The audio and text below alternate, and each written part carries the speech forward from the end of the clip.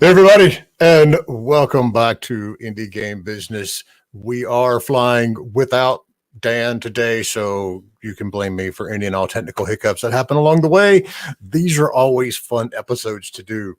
So today we've got Tim Bodette with us from Tire Bite Games. Tim is a longtime member of the server, but he just posted a wonderful thread on Reddit this week about how he has made that jump to full-time indie development and all the stuff that he did to prepare for that. So he was good to go. And so we're going to be discussing that. And as always, if you've got questions, pop them in chat, on Facebook or LinkedIn, YouTube, Twitch, wherever you may be. For those of you listening on the Discord, you will make my life a whole lot easier if you will post them there. But if you can't, we have the podcast questions set up. So Tim, with that, tell us how you got into the industry originally and walk us through the high level of what's got you to this point. Well, in middle school, one of my friends basically showed me how to do some QBasic, and that exact day I knew exactly what I wanted to do for the rest of my life. And throughout middle and high school, I just made games in QBasic and always wanted to make my own and make money from my own games. And so I just kept chasing that dream. I went to college at Full Sail Real World University at the time. I think they've dropped that last part of it now, but and I went into the professional game industry for about 5 years. I was bouncing around from company to company about every 9 to 18 months or whatever the cycle was. You'd be looking for a new job, and always chasing this dream to make my own games and make money from them. And I got out of the game industry for that stability reason. I worked on Rock Band 3 for a little bit while I was in there. I worked on Darkest of Days with a very small team in Iowa, Monster High on the Wii, a bunch of other little things along the way. Then I went into software for, I don't know, like the last 9 years or so.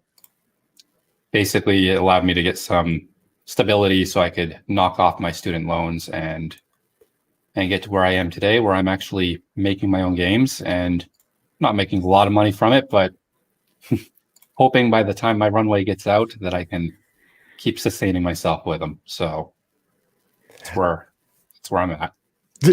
So you're in that wonderful boat that we're always all in of, I know we're good for like the next couple of months, but after that, it's going to be, up for grabs.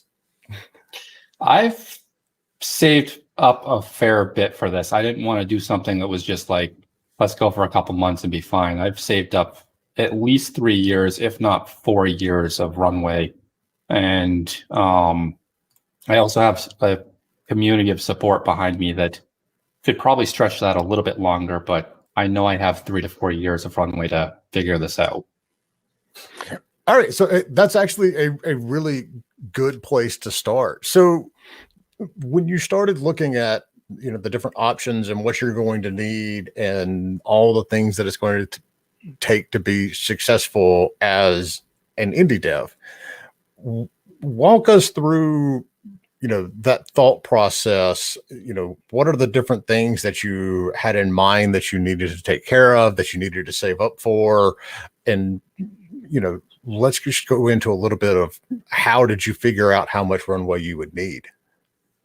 So basically what I did was I just kind of tracked my own finances in personal life to see how much is being spent and where and what I'm doing.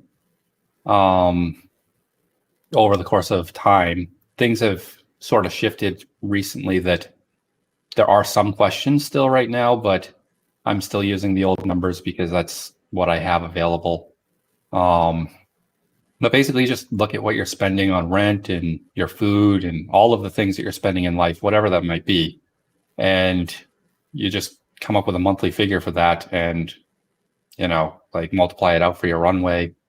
I also prepared by making sure I was out of debt. I don't have any student loans or car loans or anything like that I have to deal with. So try and give myself the best foot forward with all of that stuff. So when it came to, figuring out, so you've got your monthly burn rate basically, which is just the same as, all companies have. How did you figure out how long that needed to keep you running? I technically haven't. I have a dream project in my head that's going to take anywhere from 3 to 5 years. I'm guessing it's going to take more like 5 years, but the estimate on this is actually something I've struggled with for a very long time. I have no idea how long that project's actually going to take. And so I was just saying a minimum of 3 years, the closer to 5, the better. And I might have the 5 if I stretch out some things, but it was basically the longer the runway, the better the chances are for success, is the way I was looking at it. And it eventually got to a point where I was already working as an indie game developer or trying to make my own business while working that full-time software engineering job. So every week I was putting in like basically 70 hours or more of effort when you had the full-time job and then indie stuff on the side, that when the runway got big enough, it was kind of like, maybe we can just make this work with what we have. The risk levels, I guess, got low enough for me to find acceptable. So was it a matter of, when you've looked at the game that you want to create, and we can go into that if you want to, or, we can totally keep that separate, but was there have you sat down and said, okay, based on my experience in doing this so far, I think this is going to take, 12 months to create or 18 months to create? Or was it more of in general, if we haven't made this work in 3 to 4 years, then screw it, I'm going back to, the old ways? I think there's 2 prongs to this question. And the first one is what I'm working on. I want to create an online multiplayer racing simulator that has real immersion. Like, it feels like you're actually at the track, even if you're at your computer. And that project is actually going to be like a very long project. Like, I don't expect it to be something I only work on for 5 years, even though that's kind of the plan that I have set out, which kind of brings it back to what you're saying as like, if I can't be making it work in 5 years, I'm probably not going to be able to make it work. But as far as my indie business goes, I kind of have 2 somewhat conflicting paths to take. One is to focus directly on that big project that I want to do, which is kind of a passion project in a sense. And that increases the risk of that project for me a bit, because I need to pay attention to how I'm going to be making money. And while I think I have a good plan with that project and making money, I am aware that it's also my passion project. It's the dream project. And I think the alternative path is to make all kinds of little projects. By little, I mean nice contained scope, and make that it's a smaller project but higher quality in a sense, and sell a whole bunch of those that kind of take steps towards the larger project. But that delays the ability to work on the large project too. So they're kind of conflicting goals, but I'm kind of trying to balance them out a little bit. So, sorry. So you've got the runway, and you have, figured out this is how much I'm comfortable, running on. Aside from your time that it's going to take to create the game, what were some of the risk mitigation areas that you factored in terms of what you needed to save up for, and what you needed to make this successful? So I've been doing game development for a long time, but it's mostly like my skill set is definitely in the programming and technical area. I can handle some basic art, It's definitely not like the most polished stuff. And I also am still kind of learning at marketing and the other 90 skill sets that you need to do game development in general. So one of the ways I'm reducing my risk, because you need to have some knowledge in all those areas, and I don't necessarily have it all, is by hiring out additional help.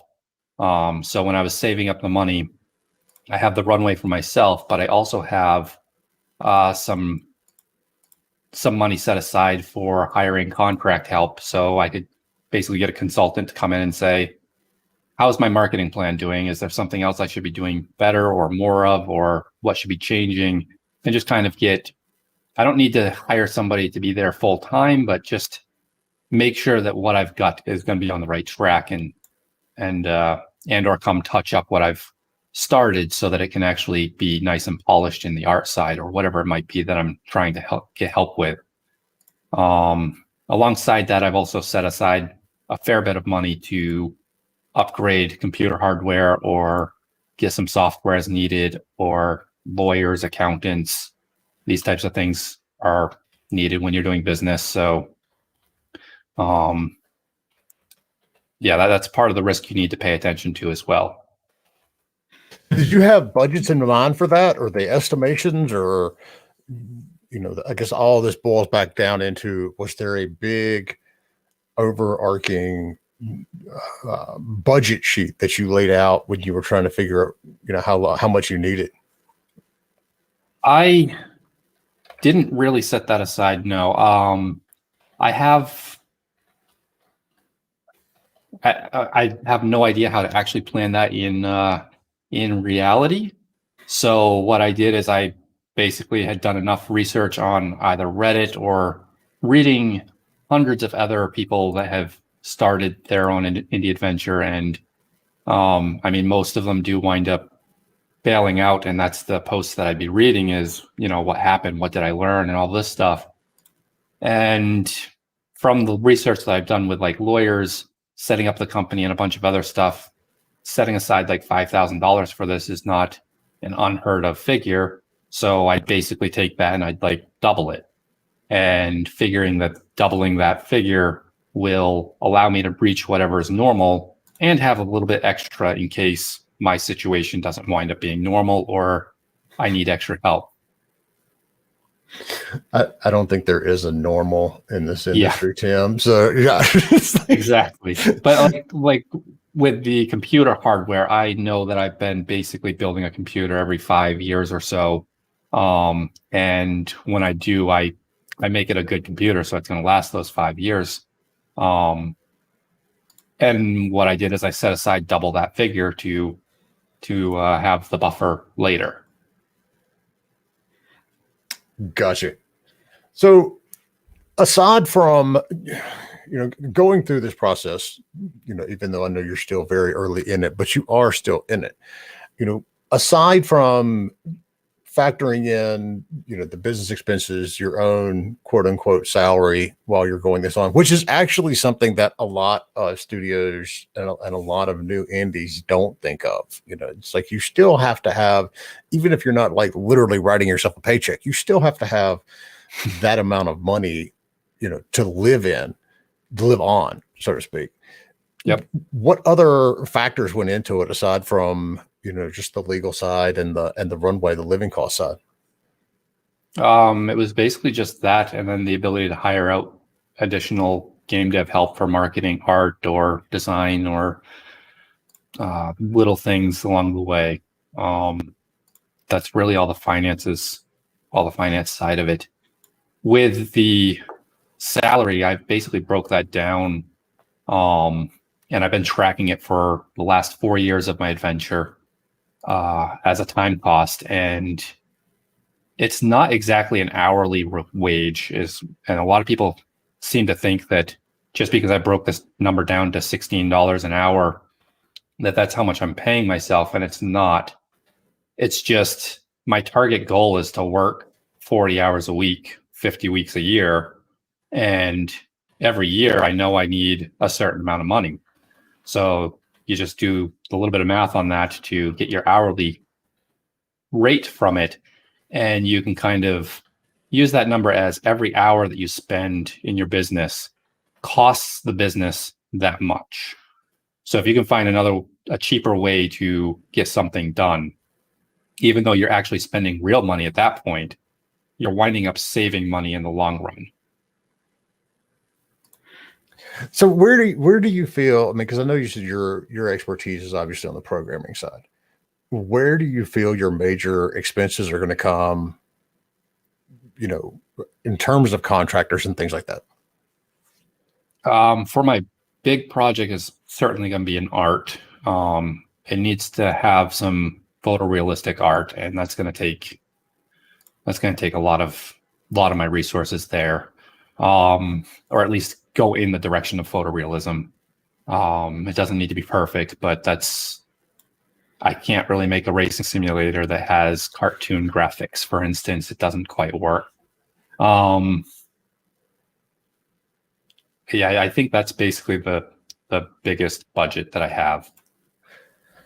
So in terms of when you're looking at it from a competitive point of view, so you look at not only the budget that you're going to need to get through this, but also the market, for the games out there. While you're not going for Mario Kart, and I will always argue that no matter what the racing game, a blue shell is always, somewhat relevant to keep things interesting. What are you looking at in terms of, the competition? Because I mean, this genre has got, everything from Gran Turismo and the Forza series up through, what is it iRacing, that the actual, iRacing, yep. Yeah. So what are you looking at in terms of, competitive titles and how you're going to be able to find that niche for your game, as an indie team? I mean, iRacing would be the competitive title. I'm not necessarily going to be competing with iRacing on the level of keeping up with them or even outpacing them, because they've just got the financial resources that maybe someday I'll have them, but it's certainly not going to be for a while, I can say. So like that would be the ultimate, right? Is to be actually competing with iRacing, but I'm going to be competing with them on that's what I'm trying to make. But I know that I'm not competing with them with a 1-to-1. So I'm trying to take a more friendly approach than what they've got for pricing. And also a couple other things. I'm digging into the other simulators like Assetto Corsa or R Factor. There's a whole bunch of those out there that I'm looking into. But like I said, my path isn't only going to be just work on this one racing sim, where I don't think it's going to be. Like I'm fighting myself a fair bit on the actual path that I should be taking, whether I should be focused fully on that one dream project or whether I should be taking these little steps. So I've also been tracking all of the racing games released on Steam every month. And I've been doing that for a couple of years now. And it seems to be about 30 racing games are released each month, sometimes more, sometimes less. Oh my God, are you serious? Oh yeah. And I've been tracking based on estimates and the review count. I kind of extrapolate what might have happened for sales, and that information may be off base, but it's the best guess that I can come up with. So I've been kind of trying to figure out what the revenue is for each of them. And if I'm to be making small games, I need to be making them pretty rapidly for them to have a reasonable chance of making profits. So that's something that I think everyone should be paying attention to if they're trying to do this as a business, is what is your market doing? What can you make, or what games, what is the revenue they're making so you can actually make it fast enough to potentially make profit? Because if I spent 3 years just making any racing game and I released it on Steam, it's almost certainly not going to make a profit back for that time cost that I was talking about. Like, its cost would be so high. Even if you spent 9 months on it, it's very unlikely. So yeah, pay attention to what your market is doing and how much you can potentially expect for returns, and then work backwards to how can I make my game within that budget? So where do you, I mean, I had no idea. I'm still dumbfounded by the fact that there's 30 racing games released every month on Steam. Where do you see, that the dream title fitting into that segment? Because it's fantastic that you've been doing this market research the whole time, because so many companies don't do that, and they don't look at this, or they come to pitch sessions and they pitch folks like me, and they're like, yeah, so Forza sold this much and Gran Turismo sold this much, so our game is going to sell something close to that. And we're like, no, that's not how the world works. What are you seeing in terms of ways that you'll be able to stand out in 2 years when you go to market with something like this? That's kind of a difficult one. I think the way I'd be standing out is actually going for the physical accuracy. Most of the racing games out there are, how do I want to say it? They have nice simulation things in them, like you might lock your tires or skid out of control type of thing. But I'm actually focusing on this being the real world in digital form. iRacing definitely has that going for them, and a couple of the other sim titles have that as well. But I think when you're getting into terms of like Forza and Gran Turismo, they're built so you can play them on a gamepad with a thumbstick. Yeah. And there's nothing wrong with those titles or those games. Like they have a lot of the elements that would be in real world racing, and like you have to go change your tires or your fuel runs out and all this other stuff. But they're also built on this very crude device that you don't drive a car with. Whereas the simulator that I'm building, and actually most of the top tier titles, are supporting the steering wheels. They're not only supporting the steering wheels, they kind of push the steering wheel. Like you could probably be racing with a steering wheel because that's what you'd actually race a car with. It's a lot more immersive. You get the force feedback coming through the wheel. That's basically my entry into the market, I think, is making sure I'm hitting the physics right. Okay, so you won't be able to do like my son does and drive a Lamborghini straight through a field, jump through a fence, and have absolutely no effect on your driving ability whatsoever. No, your car would be pretty destroyed at that point. All right, so that brings up a really good question, because this was a major issue years ago. Finally, car manufacturers have got around to the fact that, okay, these things aren't so bad, and just because somebody tore the front end off a Camry, it doesn't mean no one's going to go buy a Toyota for 4 years. Have you thought about whether or not you're going to use real world cars and factored in the licensing costs of that as well? So I haven't factored in the licensing cost because that's a number that is really hard to get. And my assumption is that it's going to be a huge number that's very hard to get in any favorable manner without having something to show the car manufacturers and everything, hey, I've got a title that's actually getting out there. So my approach is to do fantasy cars and tracks that are built enough off the real world similarities, like something that will resemble a Mazda or the Ferrari or whatever it may be.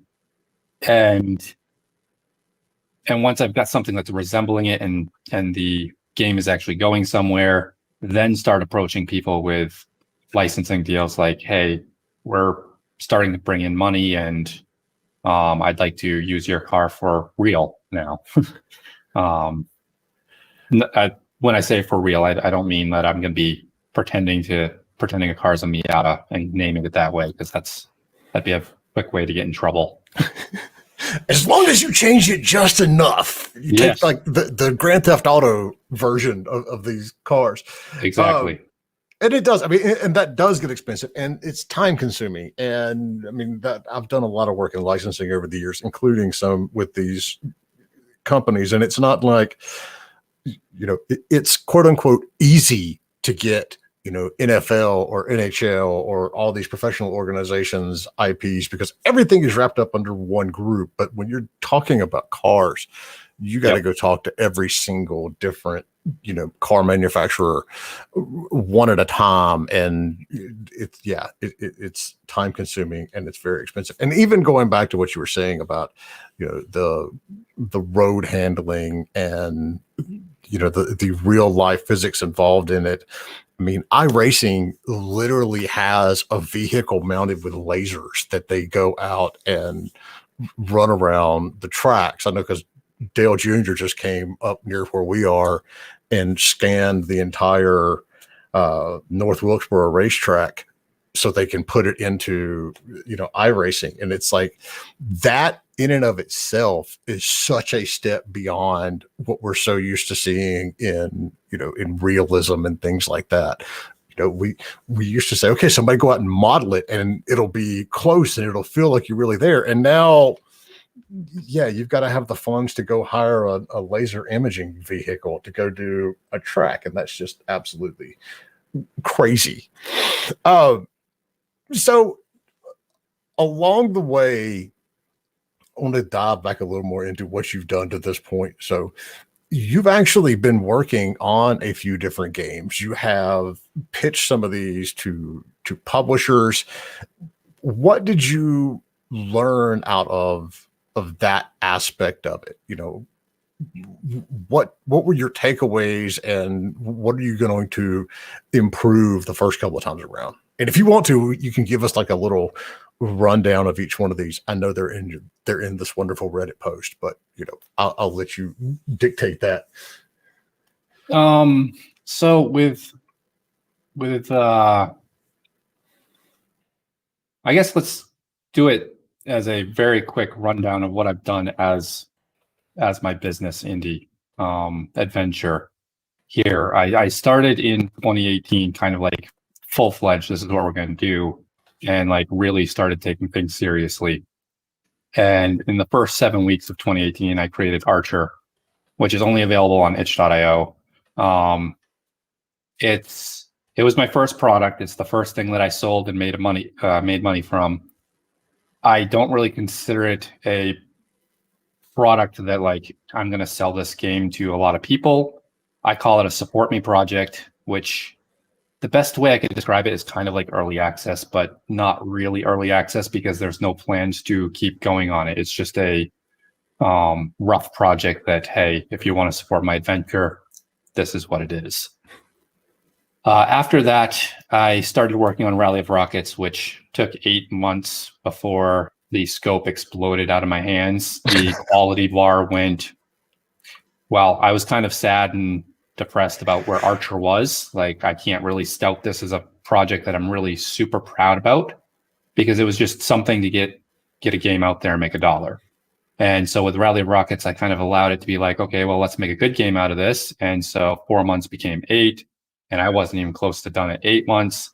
And I started asking the question of, how am I going to make the money back from all of this effort? I think that that point in time is when I started tracking what the racing game market was doing, and I was like, "There's just no way." So we gotta put that project on hold. And so after a couple months, I started Turbo Boom, which was like, we're gonna make this game. It's gonna be 3 months, very small scope, and I think the 2.5 months in, I decided to pitch that to publishers, not necessarily to find a publishing deal or make money or whatever, but the way I was looking at it is, I'm a developer. I can develop good games. A publisher doesn't develop games, they publish them, and they have contacts that can make the game go further.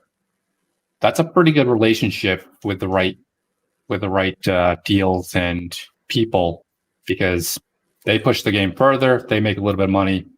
I make a lot more money than I would have if I just pushed a game out there and didn't know how to push it out.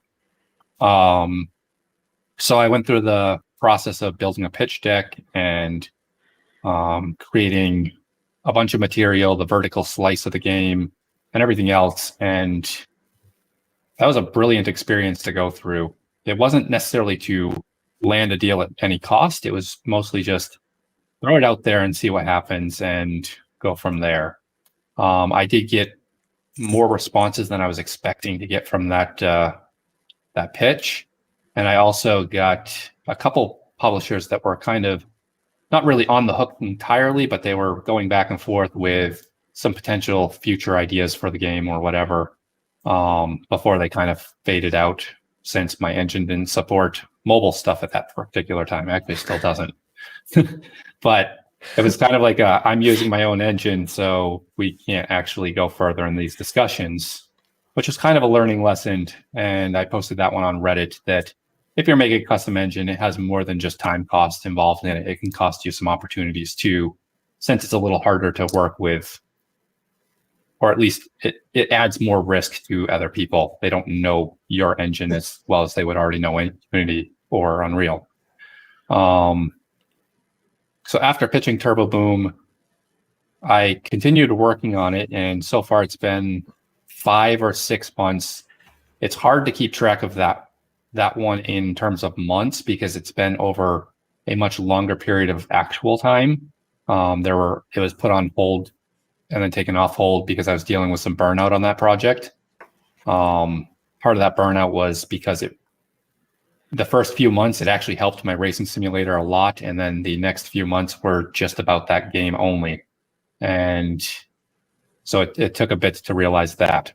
Also, there's some logistic issues that I need to get sorted out to actually finish it up and release, which I'm looking forward to doing, but it's still sitting there on the hold pile.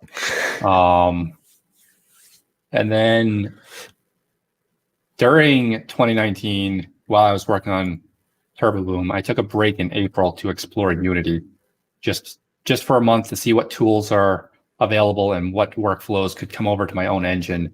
What things I liked and wanted to make. And so I started exploring Unity for the month, and there was Ludum Dare, which I made Accelerate in for the jam. Once the rating came in, I got 12th in fun, which is pretty high marks when there's like 2,000 or 3,000 games. I'm not sure how many are doing Ludum Dare these days, but I felt like that was a pretty good thing to be in the top 1%. So I decided that, well, we'll make another Support Me game. I'll wrap this up in 3 weeks, toss it up on itch, and people can support me using that. Which is what I did, except people were enjoying that one so much that I decided to keep going on it for an Easter release. And so I made Accelerate, my first actual product that I'm certainly proud of throwing out there on Steam and everything. You just drive around with an egg on top of your bowl or on top of your car, and you don't drop it. And it's actually very tricky. Yeah. So, I mean, a couple of different things to unpack from all that. One, with regards to Archer and Rally of Rockets, those just simply releasing something to itch and even having the Steam page up for Rally of Rockets are fantastic accomplishments. And it's something that a lot of developers don't do. And it's, I look at your trek to this point of your career a lot along the same lines as, the Mercury or Apollo program with NASA. You don't just like sit down and go, all right, screw it, we're going to the moon, and you fire a rocket to the moon. You have to do all of these little steps along the way, make sure that your rocket can get off the ground first, and then make sure you can actually float something around the earth first. And that's what you've done. I mean, with Archer, yeah, it took you, a couple of months, but you got out there and you made $170, which ain't bad when you look at all the stuff that goes on, in indie dev a lot of times. And Rally of Rockets, and it's funny that you mentioned your engine. I'm going to get into that in a second as well. But I was sitting here looking at the video going, this could actually be a solid little hyper casual game, but your engine doesn't support mobile. So let's talk about that for a second. Let's talk about my engine not supporting mobile. about why you're making your own engine, or what you just, why you decided to go that route versus, using something like Unity or Godot or, Cocos or any of these other engines out there. A lot of it has to do with ownership, having full control of my workflows and exactly how it is I want things to work. And also, if I run up against a bug, I can jump in and fix it. And people might say, well, Godot is open source, so you can just jump in and fix it there. And they're not wrong, but you have to really sit there and study the code base to figure out what the best fix would be for the engine, which is in itself pretty much like writing the engine. It might be less time consuming, but let's say you did fix the bug, right? You fixed the bug that you were running up against. Now you have to hope that the engine developers, that they actually pull your change into their next releases. Otherwise, you've got the bug fixed on your end, but you can't update to the latest release when they make new features, or you have to fix the bug again. Like, you're dependent on that other entity for your own workflow and ability to create. These are big reasons for me. Another reason is I enjoy it. I like dealing with some of the low-level details. I'm not going to say I like all of them, because there are some that are painful, but in general, I like dealing with those low-level details and making it work the way I want it to, and tweaking it so it's how I like. The next one is the simulator that I'm creating. I want to know what shortcuts are taken in the physics or otherwise, just so that I know what bits of the experience are not matching the real world expectations. If I went and used a physics engine off the shelf, it might work for the game and I might be able to make it feel okay, but how can I prove that that's actually how the real world physics would behave without knowing what shortcuts they did for speeding up to real-time capabilities or other things? I'm always interested because, I mean, obviously when I started doing this 2 decades ago, a long time ago, it was not unusual at all to see, a developer come out and go, okay, look, we're working on our own engine. And it was like, oh yeah, sure. Not a problem. I'm not going to say it's a concern. Well, it is a concern to a lot of publishers because there's a lot of unknowns that go along with it.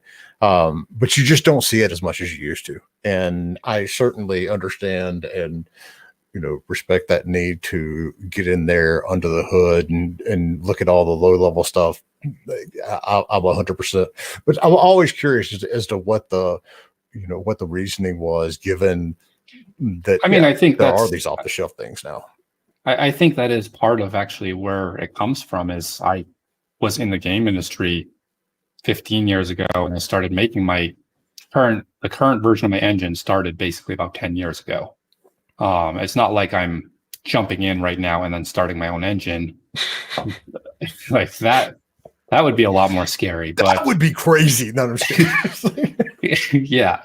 So it's just, that's kind of where I've come from, and I've been working on it long enough that it's like each game adds something small or some new improvement to it. It's not like I create 100 things just to support a game.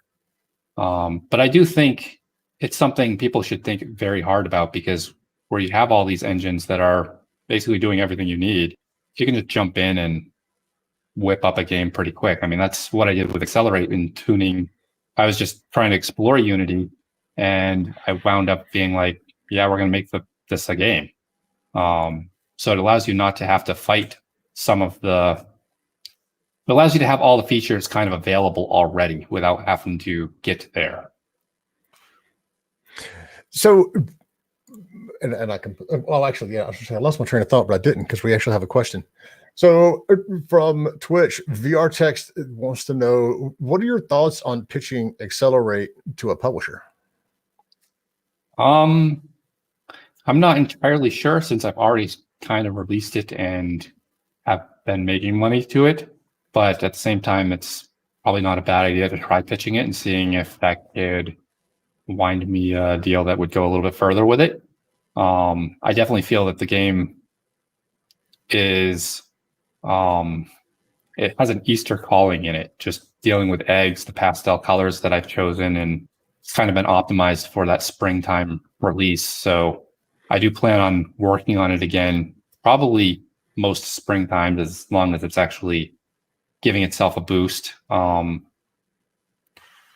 Pitching it to a publisher, I have no hard feelings about not doing it. I just haven't really put a lot of thought into it.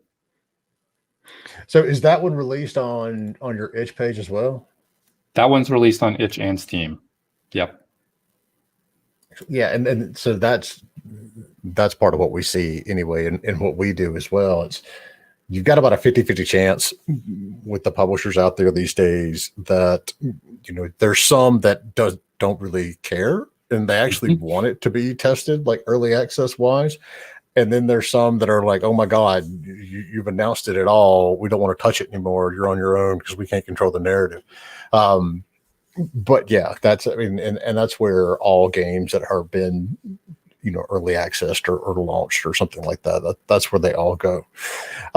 So what were some of the things that you really took away from, you know, the process up to this point? And the one that strikes me in particular is your process for doing monthly reviews. So let's talk about that for a second, because I think that is fantastic. I think monthly reviews has saved my indie adventure, and I don't think I'm saying that in very light words.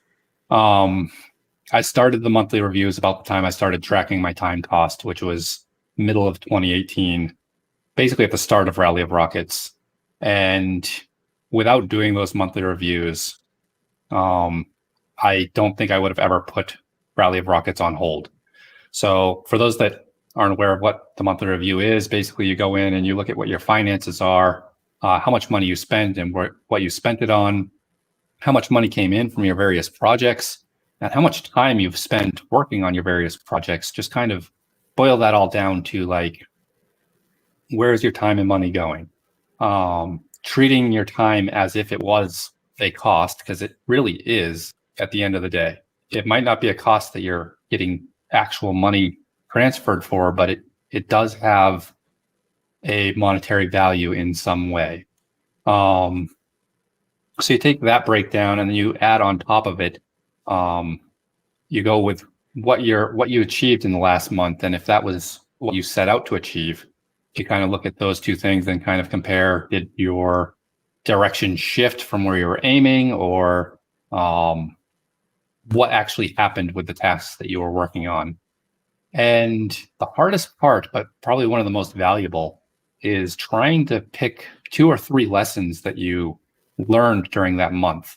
It might be, I don't have good examples off the top of my head, but they might be very small lessons, or they might be like really, really critical to the adventure. Like, I guess one of the ones I had is, don't use your marketing time for continuing the development of your game.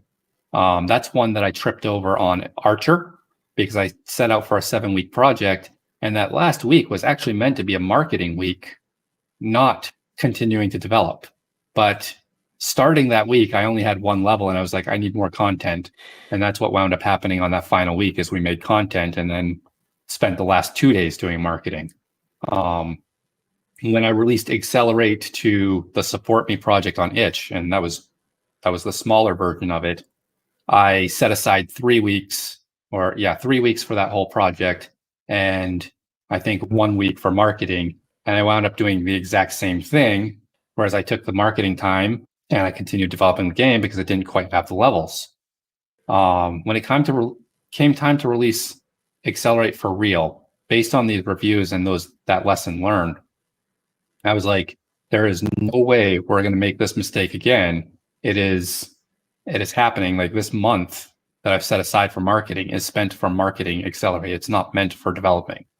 And I made that a very hard rule, froze the development where it should have been froze. And then the rest of that time was spent marketing to get the game out there. So it's really hard to look back at your time and actually extract the lessons from it sometimes, but it's worth that half hour that you spend trying to find them, because it can just save so much time later. The monthly reviews, they basically just keep you on track. You know what your long-term goals are. So when you're setting out the goals for the next month, just make sure that those goals are aiming in the direction of your long-term goal, and you'll get there month by month. And if you haven't seen Accelerate, it's on Steam. And the best way I could explain it would be, what was that show years ago? Takoshi's Castle.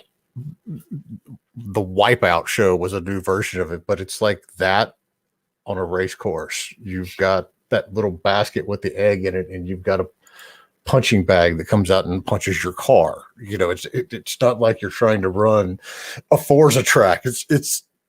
And you've got positive reviews on it too. That's the other thing, that, you know, it shows that you have been, you know, putting the thought in to get this stuff done and taking it step by step, because, you know, you've got it on Steam and it doesn't say mostly unpositive or whatever. You've got a overall positive review for the game. So it's only $7.99. Check it out on Steam. It's very, very cool. And so the interesting thing, so Fuzzy Wobs is posted here in Twitch chat. At some point, Fuzzy Wobs, I want to know how you know this, but a laser scanning vehicle is only $5,000 a day. So there you go. That's all we need. And we can start, you know, real world modeling this stuff. So there's other points that you brought up here that I definitely wanted to look into as well. My favorite is game development as a business is brutal. It's like, yes, I know that. That's the one part about this whole process that I am well aware of. When you say you pick the best idea from minigame ideas, so we know that big publishers do this. You know, you'll see every now and then Rovio or Supercell will put out an article that's like, hey, you know, out of 40 games that we started looking about thinking, you know, we took half of them down to somewhat of a demo, and then we like soft launched like 8 of them, and then we picked where to go. Obviously, we're not dealing with Rovio and, you know, Supercell budgets and you know, people here. So how do you go about picking the best idea from your game ideas?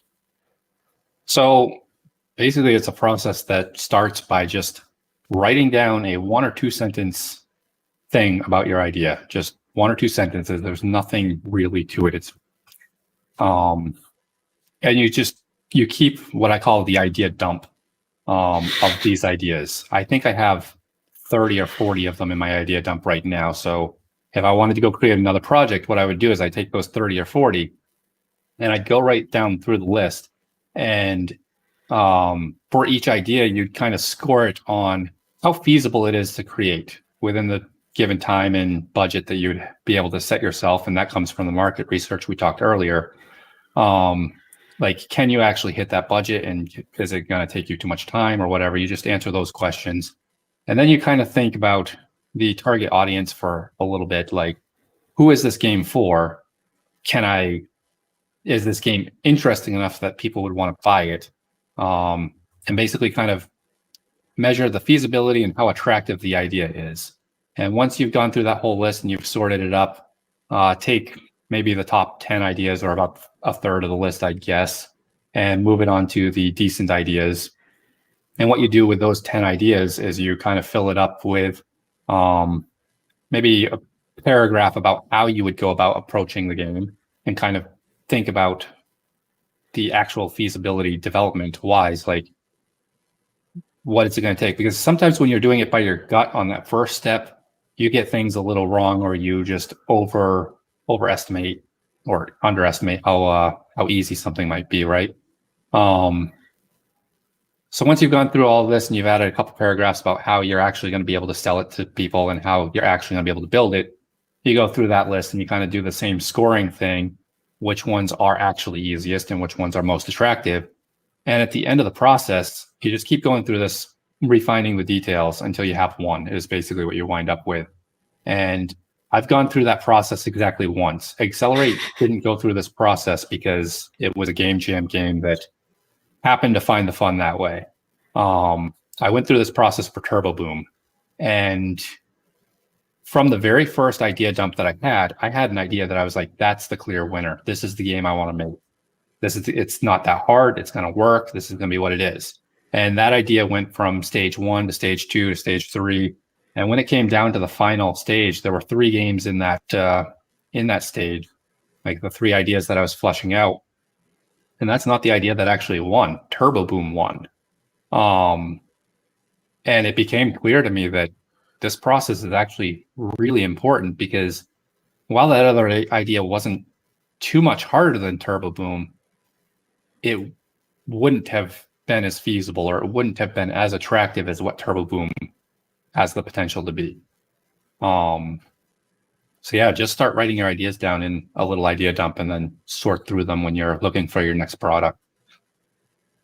And so you also bring up the fact that, I mean, we covered this, the small games are not bad games. You know, the stuff that you've done early on, you know, those are all building, you know, to that point. Another one of the key ones that I really like on this list is be ready and unafraid to pivot. And that hits me because it strikes at some advice I got very early in my career before I even started my first company, from a family member who said, don't ever build anything you're not completely ready to walk away from. And it's along the same lines. I see a lot of developers get just absolutely focused on a project, whether it's tunnel vision or, you know, sunk cost, you know, fallacy, or however in there, they are unafraid to pivot. So talk a little bit about that one, and, you know, how you've adapted and what's come of it as well. I think that comes down to kind of those monthly reviews. Accelerate was where I learned that lesson. Initially, Accelerate was supposed to just be a loot and dare game. You know, make a game in a weekend, drop it, continue on with something else. And the rest of that month of Unity exploration was going to be more of, can I create a tool for Unity that I could put on the asset store and kind of try making money selling to game developers instead of the game players in that particular idea? Like, can I learn this and build a useful tool and go that direction too? But when I was seeing how many comments were coming in from Accelerate, and I mean, I could feel it too. The game had significant fun potential there. So instead of doing what I had set out for, I decided to pivot into making Accelerate happen, which is also what wound up growing to releasing it on Steam later. But had I just stuck to my initial plan, I don't think I would have been nearly as successful, or even as I don't even think I would have learned as much as I did during that time. With Accelerate, I actually went through I would say I went through the marketing cycle the first time, like the first real time. Even though I released Archer and Accelerate as support me projects, I hadn't quite gone through the actual process of it. And that was something that I think was critical to go through for the first time. I'm actually in the process of potentially pivoting right now. We've actually pivoted already. And I was going to be starting my indie adventure with the simulator, or at least jumping very close to it right away. And I think there's opportunities in the process that we actually are taking Rally of Rockets off hold. It's been on hold for like 2.5, 3 years already, but we're taking it off hold to explore these opportunities. As you said, it kind of makes it looks good, and it has a nice casual ring to it. Yeah, I mean, I think that would be a very interesting project. I think it's probably, based on what I saw, it's more leaning towards a mobile, one of those nice little hyper casual games. But at the same time, I look at it in the way that I looked at Trackmania years and years and years ago. It's a new twist on, a crowded genre and a competitive genre. And that's what I think is very interesting. We've only got a few minutes left here. So if you are planning to make this jump and go full blown into indie development, let us know. Hop on. The chat is open and we can take your questions and get Tim to answer them and all of that kind of good stuff. And for all of you watching on Tim's Twitch channel who have no idea who I am, we do this like every week, and we have a wonderful Discord server. We do conferences. We're all about helping developers learn about the business side of games. So you can also pop over to discord.gg/indiegame.business. Tim's there. I'm there. 3,500 other game developers, publishers, and marketing teams are there where you can get some really, really, really good advice. So to close us out here, Tim, based on what you've learned so far from, making this full-time jump and the stuff, that you've done in the past with the other games, what are some of those absolutely key lessons that you've learned or things that you wish you had done differently that you would advise all the folks out here who are probably doing this for the first time, to help them along? I actually don't know what I would give myself for advice to what I would do differently. I try to do that every month. That's the lessons learned and reflection parts, but you're going to make mistakes along the way. It's going to happen. Don't sweat the mistake. Learn from it. That, I guess, it would be the biggest piece of advice, is be open-minded to learn from it. Understand what sort of risk you'd be jumping into, because there is nothing certain here. I've been at this part-time for 4 years and I'm not yet making enough money to support myself. I'm taking a giant risk that within the next 4 years or so, as my runway is keeping me afloat, that I'll be able to make stuff happen by that point in time. And if I can't make stuff happen by that time, I have backup plans to, go get a job or do contract work or whatever else can pay the bills in that period of time. But for now, we're going to give it my all. I would just say, be prepared to make mistakes. Make smaller games than, don't spend 3 years making one game unless you really already know the whole release cycle and you really know that that's actually going to be worth that time. I think that's probably one of the biggest things that I've seen in failure threads is how much time people are spending, and a lot of people then don't feel like that time was well justified. Where, yes, when you're making a game in 3 to 6 months, it is a smaller game. It certainly is. It's not going to be this polished masterpiece that is like 4 hours or 40 hours deep, and you're not going to get that same depth, but you can still deliver a very quality experience within that set of time. And that's, at the end of the day, that is what a game is. It's trying to deliver a very fun experience to the players. So we've actually got a good question coming in here on the Discord server from Steven. It says, interesting to hear your approach to the Support Me projects. Was wondering whether you've encountered any feeling that your games do not deserve to be paid games. This is coming from the perspective of a complete newbie and feeling very conflicted on when to start selling games that I consider, quote, commercial. That is a hard one. And I think that's actually my biggest risk in this adventure, is I am terrible at selling myself. I am terrible at talking up my games or anything I create.